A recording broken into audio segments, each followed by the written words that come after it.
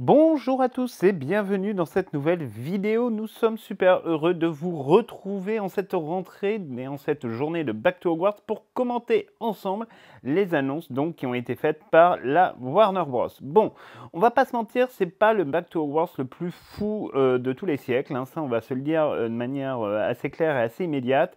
Déjà, on a eu la petite déception que ce soit pas en direct parce que c'est vrai que d'habitude c'est plutôt sympa quand il y a un événement en direct, etc. Mais bon, après c'est vrai que l'année dernière ça avait été un peu longué, un peu gênant parfois. Et puis surtout, ils ont dû retenir en fait que malheureusement sur les Back to Hogwarts, vaut mieux pas trop faire des annonces et pas trop s'avancer pour ne pas risquer ensuite de trop décevoir les fans parce qu'on sait que par exemple de nombreuses annonces qui ont été faites ces 2 dernières années, comme la publication par exemple de Harry Potter Magic Awakened, donc avait suscité de l'espoir et résultat au bout d'un an le jeu disparaît des plateformes. On se souvient aussi de la commercialisation de la Harry Potter Magic Caster Wand qui avait été présentée en 2022, dont la commercialisation aura duré seulement quelques mois. Enfin bref, on se souvient que voilà, beaucoup d'annonces n'ont pas trouvé, on va dire, de choses concrètes et de développement concret dans les années qui ont suivi. Donc cette année, ils ont décidé de faire un Back to Hogwarts qui est un peu un Back to Hogwarts, on va dire, transitif, parce qu'on est sur la fin d'une époque, c'est-à-dire la fin, on va dire, de tout ce qui est lié au contenu d'Harry Potter avant donc le développement de la série. Et évidemment, à partir de l'année prochaine, on va ouvrir une nouvelle page de l'histoire de Harry Potter avec donc la sortie de la série et notamment de la première saison qui sera en 2026. Donc on peut imaginer que le Back to Hogwarts de l'année prochaine sera évidemment beaucoup plus chargé. Pour nous, ça semble assez clair. Donc, de manière assez évidente, on va essayer de revenir sur l'ensemble des annonces qui ont été faites. Alors, certaines sont plus intéressantes que d'autres. Celle qui nous a, pour nous, le plus intéressé, évidemment, c'est Epic Universe. Vous savez, vous en avez déjà beaucoup parlé dans une de nos dernières vidéos où, effectivement, beaucoup de détails avaient été dévoilés par Universal Orlando sur ce nouveau parc d'attractions qui sera construit donc en Floride et où on pourra pour la première fois évidemment se balader dans les rues du Paris des années 1920 où effectivement on va donc pouvoir rencontrer Norbert Dragono et ses créatures, mais aussi retrouver une toute nouvelle attraction qui sera donc Harry Potter et la bataille du ministère de la magie, et où on retrouvera évidemment nos héros préférés et notamment Imelda Staunton. Donc là on a eu un petit peu plus d'informations. Alors c'est pas des informations qui cassent la baraque, mais qui sont très complémentaires en fait par rapport à celles qu'Universal Orlando avait développées. On remarquera d'ailleurs que ces annonces ont été faites par les équipes créatives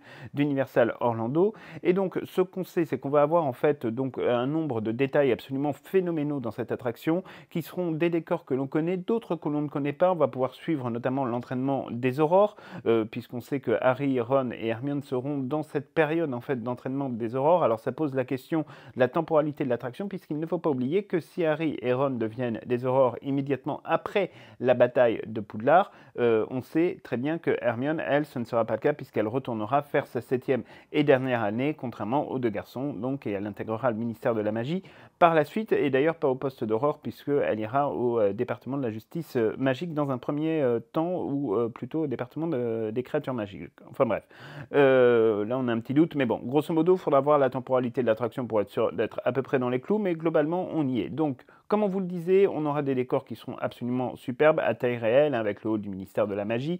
Tout ça, on vous en avait déjà parlé dans la vidéo sur Epic Universe, mais ce qu'on apprend, c'est qu'évidemment, il y aura aussi tout un tas d'autres décors qu'on nous avons jamais vus, avec un niveau de détail évidemment jamais atteint. On sait que c'est un elfe de maison qui va nous conduire un petit peu dans l'ensemble de cette aventure, et que plusieurs donc, personnages que nous connaissons bien dans les films, comme Yaxley, comme Kingsley Shacklebolt, ou encore comme McNair, donc vous le savez, qui est un mange-mort, mais qui était celui qui avait une velléité assez importante de couper la tête de Buck dans Harry Potter et le prisonnier d'Azkaban, seront de retour avec les acteurs originaux. Et on apprend également que Imelda Staunton sera évidemment l'interprète de Dolores Umbridge. Ça, on le savait déjà, on vous l'avait déjà révélé il y a un peu plus d'un an. Ça a été confirmé donc par la Warner Bros. Et on est donc pour le coup très heureux de pouvoir annoncer ça. Petite information au passage, c'est que du coup il n'y a eu aucune mention faite ni de Daniel Radcliffe, ni de Rupert Grint, ni d'Hermione Granger. Donc on peut imaginer qu'effectivement ils ne seront pas rappelés pour filmer des scènes à cette occasion-là. On peut imaginer que Universal utilisera ce qu'ils font habituellement, c'est-à-dire un système de jeu d'ombre, ou alors ils réutiliseront des shoots qui ont déjà été utilisés auparavant et qu'ils n'avaient pas encore mis, on va dire, sur le marché. Donc ça, là-dessus, pour le coup, on n'a franchement pas trop d'inquiétude, ça reste sur quelque chose d'assez simple, et a priori, donc à ce stade, ils ne reprendront pas leur rôle. On sait qu'il y aura une deuxième attraction dont le Back to Hogwarts n'a pas parlé, qui est le spectacle sur les créatures magiques, mais qui avait été déjà assez teasé par Universal Orlando, et on sait effectivement déjà que l'interprète de Newt Scamander reprendra évidemment son rôle, puisque Eddie Redmayne a accepté évidemment de figurer dans cette attraction. Bref, donc ça c'était pour la partie Epic Universe, donc c'est une partie évidemment qu'on attend avec beaucoup d'impatience, et on sera heureux évidemment de pouvoir découvrir ça de manière assez rapide. Ensuite, ils sont passés sur tout un tas en fait d'expériences que le monde magique va pouvoir connaître cette année et qu'on va pouvoir retrouver un petit peu dans tous les pays du monde. Alors, ils n'ont pas cité toutes les expériences évidemment, mais il y en aura beaucoup. Alors, il y en a une qui a retenu un peu notre attention, qui est en fait la seule grosse annonce véritable de ce Back to Hogwarts, c'est Harry Potter Hogwarts Adventures, donc qui commencera en 2025. Donc, cette Harry Potter Hogwarts Adventures en 2025, et ben, c'est quelque chose on va dire, qui est assez simple en fait à voir. C'est tout simplement la réutilisation d'un concept qu'ils vont tester cette année sur le film du Polar Express, en fait, puisque cette année, vous allez avoir, je crois, aux États-Unis et à Londres, la possibilité, en fait, de rentrer dans ce Polar Express pour donc vous diriger vers le pôle Nord pour fêter, je crois, les 25 ans de la sortie du film. Donc, c'est une attraction, en fait, qui va vous emmener au sein d'un train et où vous pourrez vivre un certain nombre de choses très immersives, d'interactions très immersives également. Donc on peut imaginer que l'année prochaine, ils feront exactement la même chose avec Harry Potter. Ça reste franchement quelque chose, voilà, c'est un concept qui appartient à la Warner Bros. Qu'ils développent donc sur le Polar Express. Ce sera un concept donc qu'ils vont continuer à développer sur donc d'autres univers, et donc en l'occurrence sur Harry Potter, donc avec cette Hogwarts Express Adventures. Ensuite, évidemment, on a eu la déclinaison de Visions of Magic. Alors Visions of Magic, on le sait, est actuellement présent à Bruxelles. Nous, on a eu des retours un peu mitigés, ce qui fait qu'on ne l'a pas encore fait. On va probablement le faire quand on sera de passage en Belgique prochainement. Mais voilà, on ne l'a pas encore faite. Mais là, on sait que donc elle va se déployer un petit peu à droite à gauche, puisque elle partira à Singapour, où seront ajoutés deux nouveaux tableaux, un tableau sur la Chambre des Secrets et un tableau sur globalement les tréfonds de Poudlard sous la trappe. Et ça, pour le coup, ça peut être évidemment un ajout qui est très intéressant. Alors, on sait aussi qu'il y a un pays qui sera particulièrement, on va dire, gâté cette année, c'est le Mexique. Le Mexique qui aura le droit à son bal de Noël, qui aura le droit également à donc l'exposition qui viendra un petit peu plus tard, et qui aura aussi sa Forbidden Forest Experience. Donc eux, ils ont pour le coup les trois expériences, donc ça c'est plutôt pas mal. Donc la Forbidden Forest Experience dont on vous a déjà parlé sur cette chaîne, qui était à Bruxelles il y a maintenant 2 ans, va être à Montauban à partir du mois d'octobre. Ça, on vous en avait déjà parlé, je crois, sur la chaîne, et on vous invite vraiment à prendre vos billets. Hein. Nous, personnellement, c'était une exposition vraiment qu'on avait adorée, donc ça, c'est quelque chose qui est très sympathique. On sait aussi donc que l'exposition va continuer à se déployer, donc elle sera à Boston, elle sera également à Sao Paulo, elle sera à Macao et également à Madrid.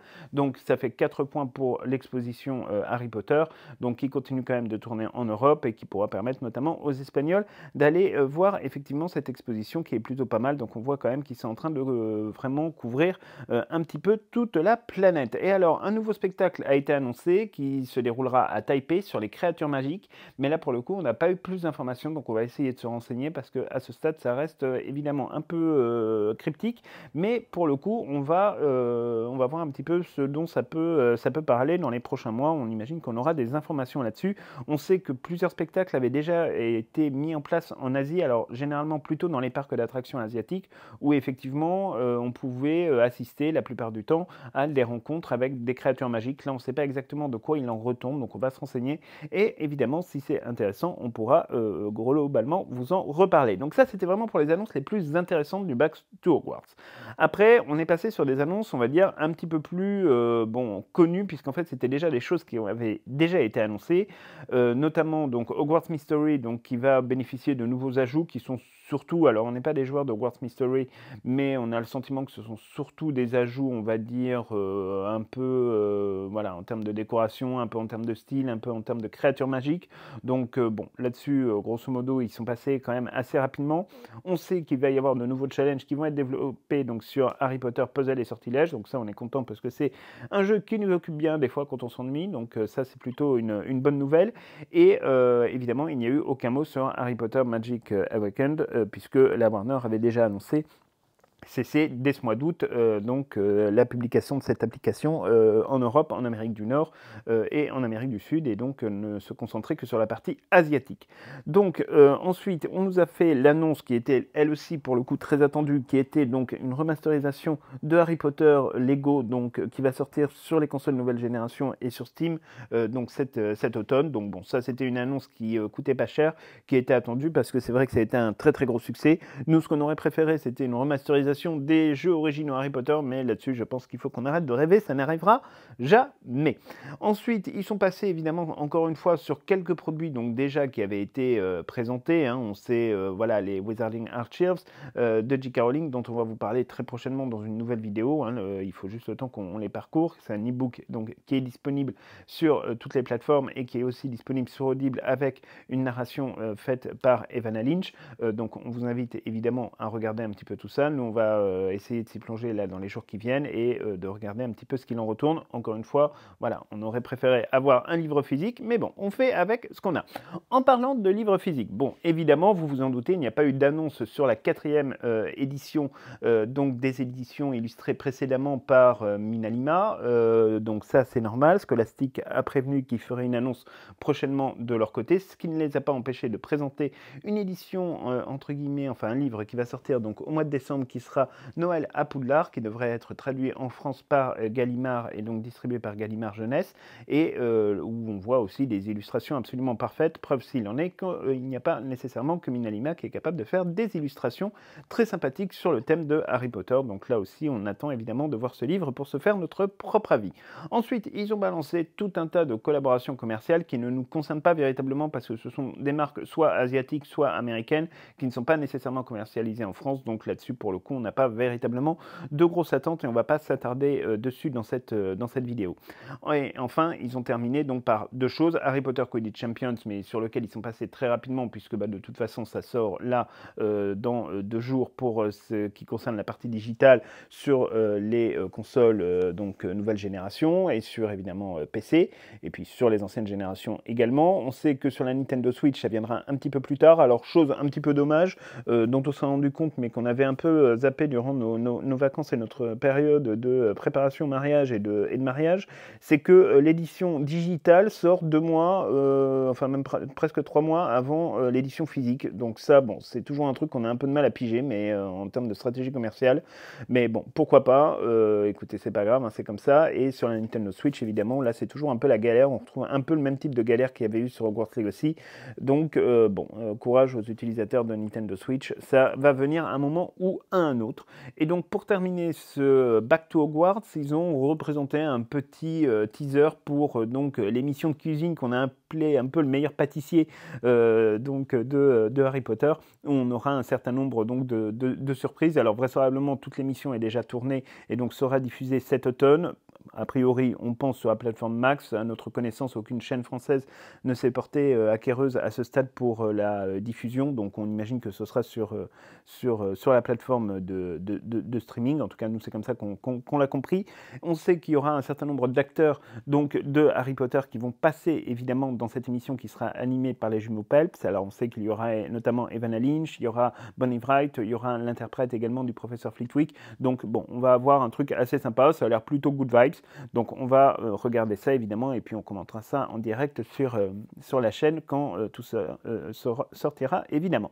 Donc voilà grosso modo ce qu'on pouvait vous dire sur ce Back to Hogwarts qui est un peu un Back to Hogwarts voilà, comme on vous le disait, un peu de transition, c'est-à-dire, voilà, on est entre 2 univers. Il n'y a eu aucune annonce qui a été faite sur la série et heureusement, en fait, qu'il y avait l'annonce, sur Epic Universe, à faire parce que sinon, c'est vrai qu'il y aurait pas grand-chose. Alors si, il y a un truc qu'on a oublié de mentionner, c'est qu'il y aura, évidemment une saison d'été 2025 au, studio, comme ce fut précédemment le cas, cette année, notamment pour tout ce qui concernait la classe de divination. A priori, là, ce sera quelque chose qui sera autour de la coupe de feu, donc ce qui paraît assez, logique. Mais voilà, grosso modo, comme on vous le disait, on est sur quelque chose de très transitif vers donc la nouvelle période et la nouvelle page d'histoire qui va s'écrire avec la série. C'était normal, c'était attendu.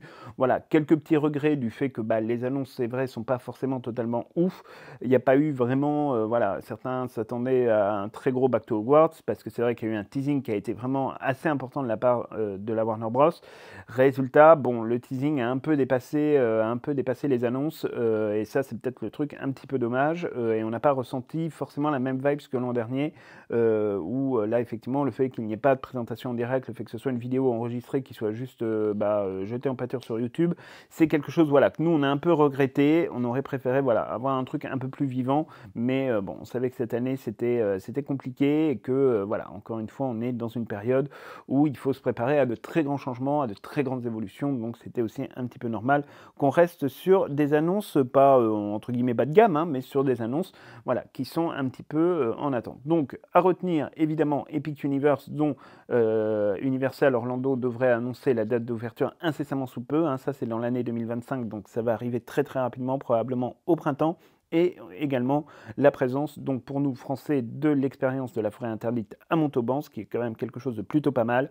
Et évidemment, on aura l'occasion de vous reparler des autres événements qui ont été annoncés lors de ce Back to Hogwarts, quand on en saura un petit peu plus, notamment sur cette expérience avec les créatures magiques qui nous intéresse particulièrement. Bon, ça a Taipei, donc on n'aura pas le temps d'y aller cette année, mais voilà, on aimerait bien en savoir un petit peu plus.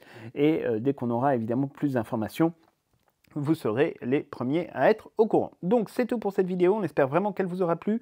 On vous souhaite à tous et à toutes une très très bonne rentrée et une très bonne reprise du travail pour ceux qui malheureusement doivent se rediriger vers les salles de classe ou vers leurs entreprises. On espère que ça va bien se passer pour vous. Et puis pour tous ceux qui sont peut-être encore en vacances ou qui profitent de leurs vacances, profitez jusqu'au dernier moment parce qu'évidemment ça fait toujours du bien.